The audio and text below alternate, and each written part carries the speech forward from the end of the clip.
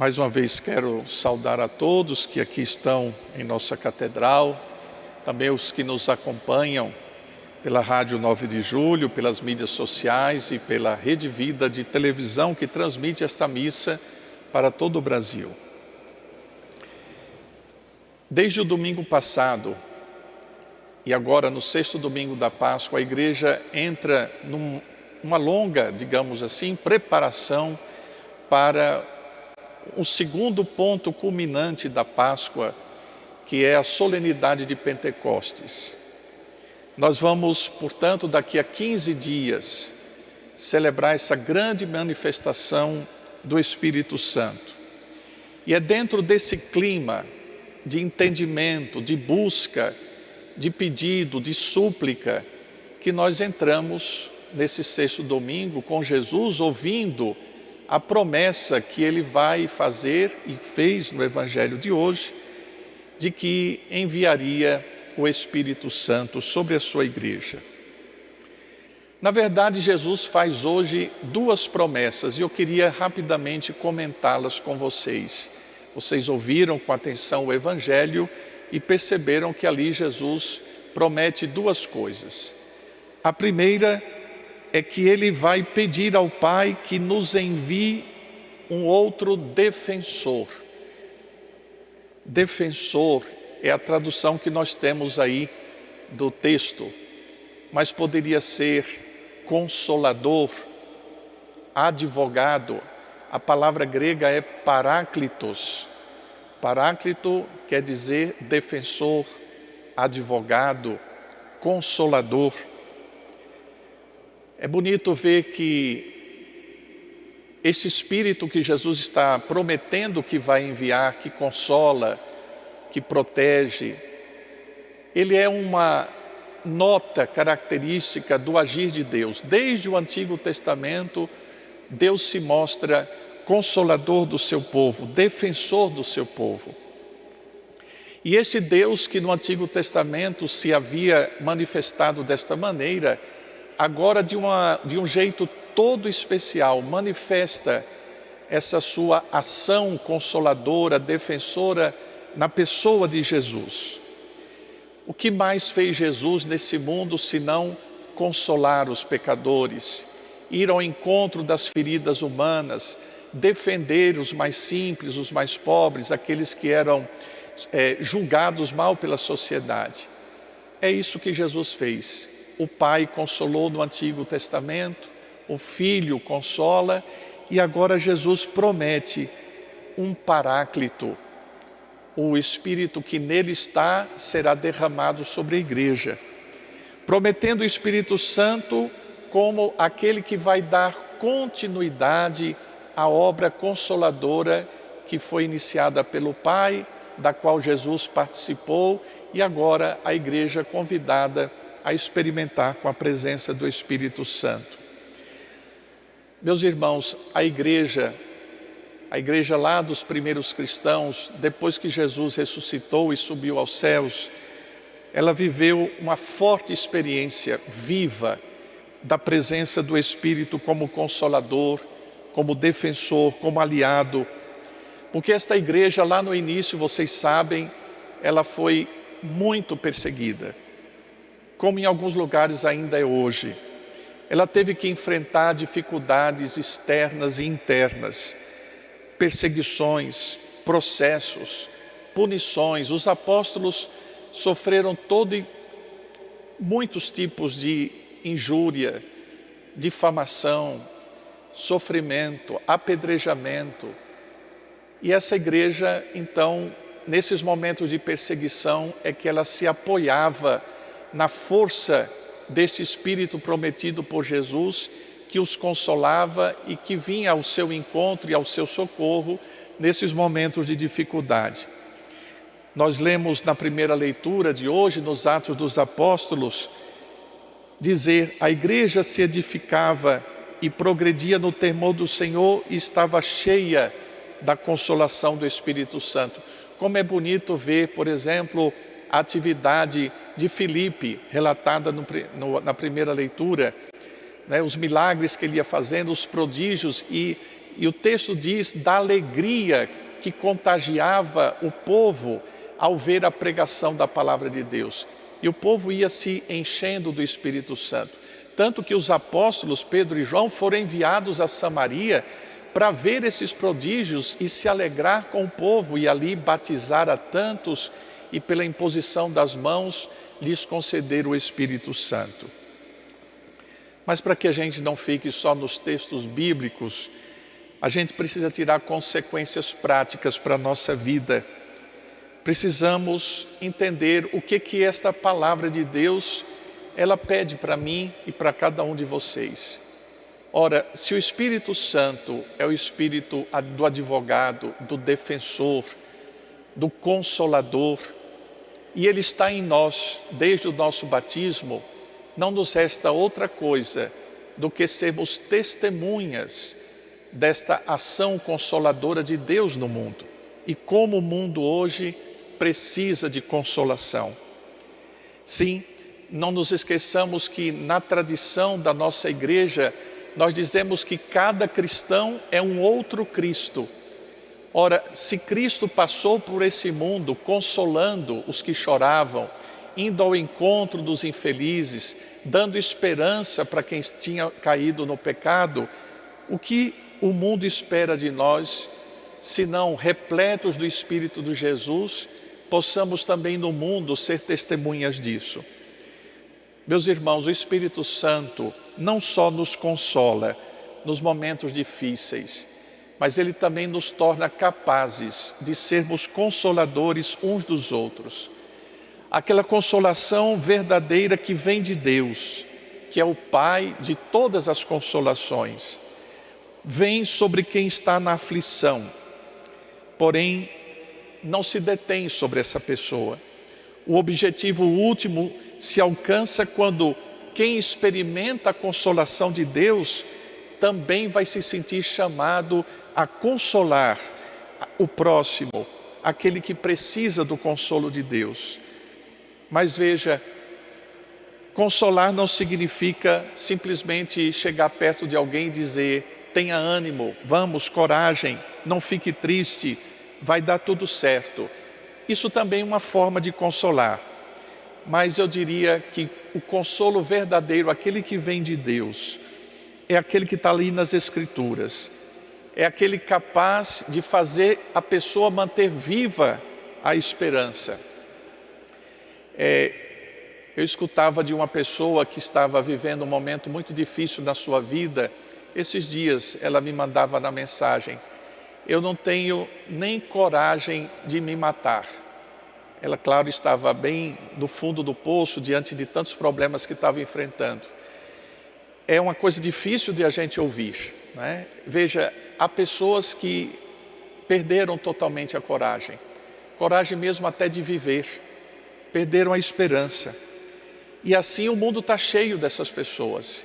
E nós cristãos que guardamos dentro de nós essa esperança viva que vem do Espírito Santo, nós temos que ir ao encontro dessas pessoas. Nós não podemos deixá-las à mercê, por exemplo, dos problemas que elas enfrentam, sem estar ao lado delas, sem apoiá-las, sem sermos uma palavra de ânimo, sem estarmos ao lado delas nesses momentos. É Deus mesmo que precisa ir ao encontro dessas pessoas e conta conosco, com os nossos braços, com as nossas pernas, com as nossas vozes, com o nosso telefonema, quem sabe para ajudar alguém que está desanimado. De certo modo, o Espírito Santo precisa de nós para ser paráclito, para ser defensor, para ser consolador. Ele quer consolar, Ele quer defender, Ele quer exortar, porém o Espírito Santo, nós sabemos, Ele não tem boca, não tem mãos, não tem olhos. Ele precisa dos nossos olhos, das nossas mãos, do nosso corpo para fazer isso. Uma vez São Paulo disse: confortem-se mutuamente. Nós poderíamos entender: sejamos paráclitos uns dos outros. Se a consolação que nós recebemos do Espírito Santo não passa de nós para os outros, ela se acaba. Bem disse a oração de São Francisco: consolar mais que ser consolado, compreender mais que ser compreendido, amar mais que ser amado. À luz de tudo isso, penso que não é difícil hoje descobrir que existem ao nosso redor muitos paráclitos, muita gente movida pelo Espírito Santo e sendo consoladores. São aqueles que, por exemplo, se inclinam diante de doentes terminais, doentes, os que se preocupam em aliviar a solidão de tantos idosos que vivem sozinhos, os voluntários que fazem visitas aos hospitais, os missionários que entram na Cracolândia da nossa cidade na tentativa de resgatar um destes nossos irmãos, os que se dedicam, por exemplo, às crianças indefesas da nossa cidade e do nosso país. Estes são verdadeiramente movidos pelo Espírito Santo. Vamos aqui, quem sabe, concluir lembrando versos que nós cantamos ao Espírito Santo e que vamos cantar daqui a 15 dias. Vinde, Pai dos pobres, doador dos dons, luz dos corações, grande defensor, em nós habitai e nos confortai, e nos confortai. No cansaço, repouso, no ardor, brandura, e na dor, ternura, e na dor, ternura. É o canto do Espírito Santo. Neste Dia das Mães, como não recordar essa missão que elas têm e que é tão cara a nós? Elas são as nossas constantes consoladoras. Ninguém mais se aproxima desse jeito de Deus de consolar do que as mães. Nada é mais próximo ao Espírito Santo de Deus do que o agir delas, do que o agir de uma mãe, por exemplo, que consola seu filho na dor, que cuida das suas feridas, que vai ao encontro do filho cansado e desanimado. Vocês sabem, é sempre para o colo da mãe que nós corremos, e é lá que nós ganhamos força. Deus nos consola nas mães que consolam seus filhos. Se vocês quiserem ver a ação do Espírito Santo, basta passarem hoje em frente à Fundação Casa. Fundação Casa é um órgão do governo que recolhe as crianças, os menores infratores, aqueles que precisam de medidas associativas. Pois bem, se você passar hoje na Fundação Casa, no Dia das Mães, você vai ver uma fila enorme. São todas mães. E elas estão ali porque enquanto a sociedade está dizendo seu filho não presta, ele tem que ficar preso, elas estão na fila esperando a hora para abraçar o seu filho e dizer, enquanto todos lá estão dizendo que você não presta, eu amo você de verdade. Essas são as mães que consolam seus filhos, que estão nos presídios, que estão nos hospitais, que estão, quem sabe, na Cracolândia da nossa cidade. Mas tem também as mães que têm seus filhos desaparecidos. Essas com certeza são as que mais sofrem, porque não sabem onde estão, como estão e se podem ou não ser consolados. Aqui na escadaria da Praça da Sé, sempre aos domingos, tem um grupo de mães cujos filhos desapareceram. E elas ficam aqui quase que numa esperança que move o coração delas para um dia, quem sabe, poder reencontrar seus filhos e poder abraçá-los. Uma segunda promessa de Jesus é que Ele não nos deixaria órfãos. Os que perderam a mãe sabem o peso que é ficar órfão. Quando elas morrem, uma parte de nós morre junto. Os discípulos também tinham medo da orfandade, que Jesus poderia fazê-los experimentar quando Ele partisse. É por isso que Jesus os consola, dizendo que Ele voltaria e que nós continuaríamos a vê-lo porque Ele está vivo. Jesus diz isso. Meus irmãos, aí está uma promessa que foi cumprida, porque nosso Senhor sempre cumpre o que Ele promete. Mas como experimentar que Jesus está vivo? Como ter a certeza, como enxergá-lo?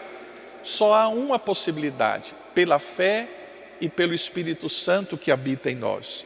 O poder do Espírito presente na palavra, presente na pregação, como foi testemunhado na primeira leitura de hoje, presente, por exemplo, em cada sacramento, especialmente no batismo e na Eucaristia que nós vamos receber.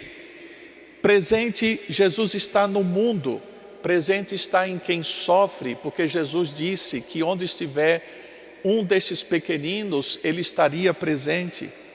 Pois bem, é possível enxergar Jesus vivo, e o Espírito Santo que habita em nós possibilita esse encontro e esta realidade. Porque vivemos no Espírito, podemos experimentar Jesus como alguém vivo, presente. Mas não só Ele vive, o próprio Jesus faz uma promessa de que nós viveremos. Esse mesmo Espírito que nos vivifica, nos garante que um dia, quando chegar a nossa morte, Ele haverá de nos arrancar dela e nos fazer viver eternamente em Deus. Resta-nos aqui lembrar que também no Evangelho de hoje, Jesus coloca uma condição: se me amais, guardareis os meus mandamentos. E no final do Evangelho, quem acolheu os meus mandamentos e os observa, esse me ama de verdade. Ora, quem me ama será amado por meu Pai, e eu o amarei e me manifestarei a Ele. Portanto, meus irmãos, esta é um anúncio de Jesus que merece de nós toda a atenção. Viver no amor, viver plenamente no amor e nos fazendo consoladores uns dos outros pela ação do Espírito Santo. Que daqui a 15 dias, celebrando essa bonita manifestação do Espírito Santo na igreja, nós nos enchamos desse Espírito para sermos nesse mundo testemunhas desse Consolador que habita em nós e que espera que nós também sejamos consoladores do mundo. Amém. Este programa tem o apoio dos nossos benfeitores. Seja você também um benfeitor, evangelizando com a gente. 0 Operadora 11 4200 8080.